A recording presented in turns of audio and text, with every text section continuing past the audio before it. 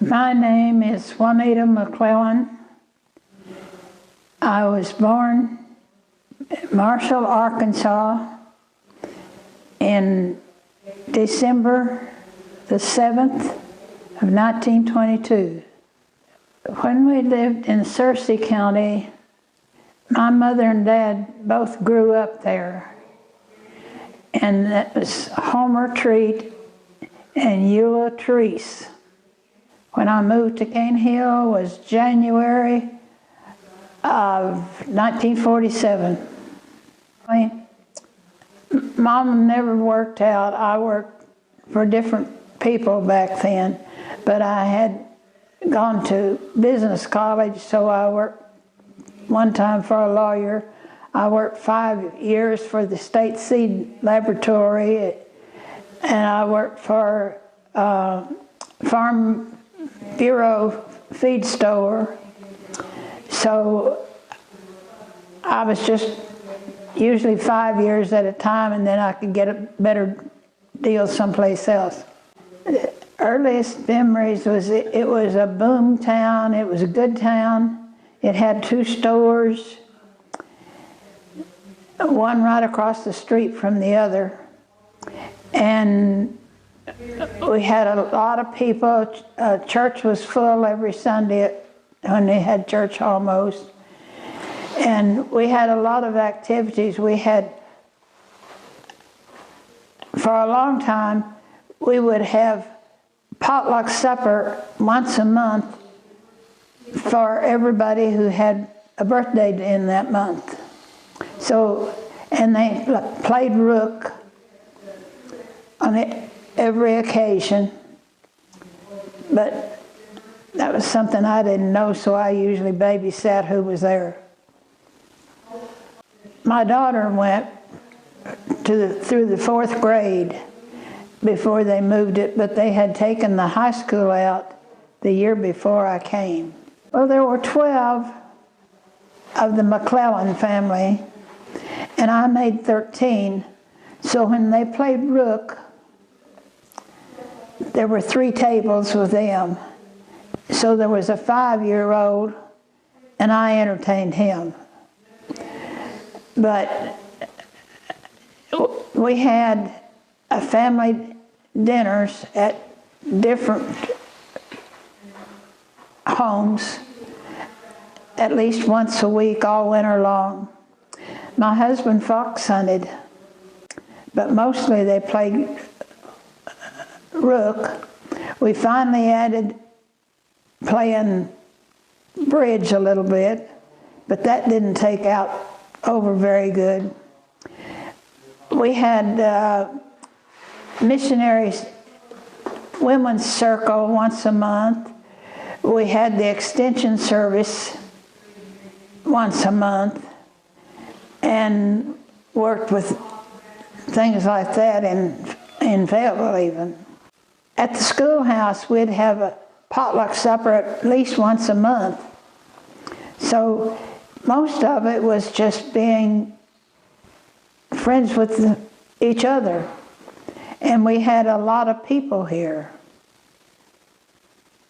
Most of them were farmers. Shaker Yates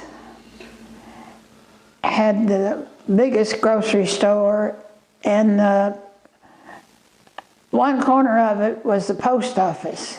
And I worked for him quite a while too, being assistant postmaster. Across the street at an angle was Bob Arts. And they had an upstairs, and for a little while they had dancing on Saturday night upstairs. The summer, when water was scarce, people came and drew water in barrels and jars, just whatever. But right in front of Shaker's store, there was a water faucet, and people could come and get water even when water was not available otherwise.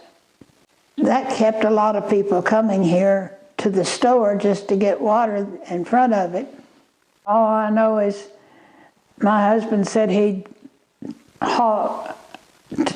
take a horse with a sack of corn and take it down there to have it ground, but it wasn't working. In fact, we lived close enough to it. After a few years after I came down here, where we could hear kids down there having parties at night and playing and loud music and things. So I think they played on the old mill wheel and deteriorated it. Well, that was quite different because this was a big house. We had 2 floors, and we had propane in it, so we had heat. We had fireplace and 8 fireplaces in the house. And it was 12-foot ceilings downstairs, 10-foot ceilings upstairs. And I papered the walls in both downstairs and upstairs. I didn't do the ceilings. But at different times I would work on it. We had a big dining room with ceiling light right over it, and it had closets in every room. They didn't used to have that. Back then there was a closet beside every fireplace, and there would be a closet on either side of a fireplace in each room. And the living room had walnut wainscoting up about 3 feet with oak panels in it. So it was unique. I hated to leave that place, and we had all the facilities like we did in town. We had the electric washing machine, and we didn't have a dryer at that time, but we had all the other things that modern houses had. And we had so many people, young men, dating young ladies in the area, and they would be cousins or relatives. They knew which bed to sleep in when they'd bring their date home and then come on over there. So I had to look out the window to see how many cars I had out there so I'd know who to fix breakfast for. But we had a 4-poster bed in one room, and it had a rope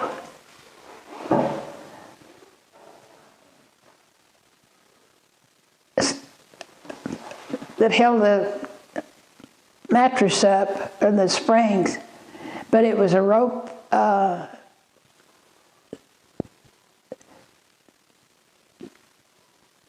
that made it, instead of using a spring. So I hated to get rid of that too. We also had and we still have it in the family, probably over 100 arrowheads pictured. I mean, all the arrowheads were held with wire inside that. So we still have that. I like the old house, but it was 22 stairs to go down. It had a back porch, L-shaped, And if you had to go down the steps, it was 22 steps. So that's not good for old people. 14 years I lived in that house. And your husband was? Charles Getty McClellan. I worked at the feed store, and he brought somebody from here and there because he took him to the dentist, and he came back by there to get some feed. And then later on he called me. Oh, okay. And then we lived with he was living with his mother. His dad had just died recently, not too long before that. And she didn't like to stay by herself. So that helped with his being a fox hunter. I stayed with her. And she lived with us until the last few months she lived. That's what my husband did besides fox hunting, was he did butchering for everybody. He was a likable person by everybody around. I start to think about all the people that were here when I came, and there's over 100 of them gone.